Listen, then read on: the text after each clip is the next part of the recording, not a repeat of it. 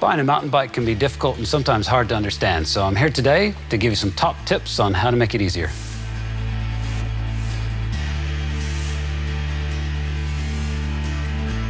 The most important part of choosing your mountain bike is deciding what kind of riding you're going to be doing. Mountain biking is broken into 5 category types. Let's take a look at those bike types, the features, and what those are best suited for. First up is the recreational category. These bikes are basic and light. They're great for commuting, urban trails, gravel roads, and grassy parks. They've got the suspension in the front to take the edge off the ride. Next up is CrossCountry. These bikes are optimized for speed over uneven terrain. They're very light and they climb hills very well. They have front suspension and they're usually a hardtail in the back. Then we move on to trail. These bikes are great at climbing, they're well designed for going downhill, and they'll handle anything technically that you throw at them. They're truly the jack of all trades. They're usually a full suspension setup. Then we move on to Enduro. These bikes are built for aggressive riding. They're super tough, ready to take the big hits.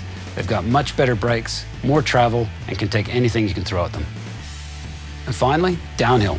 These bikes are heavy, but they're tough and designed for fast, aggressive downhill riding.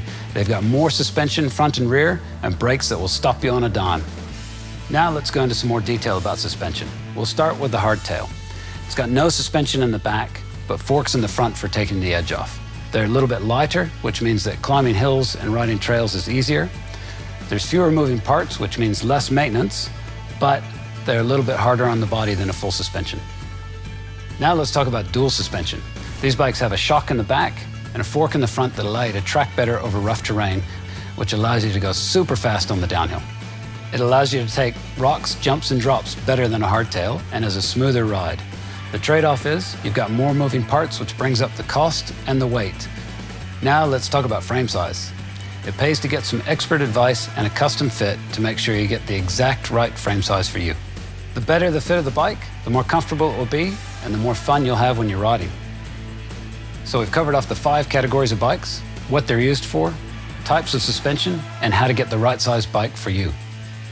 Within each of these categories, there's a huge number of bikes. So come in store, get some expert advice, and we'll get you on the right bike first time.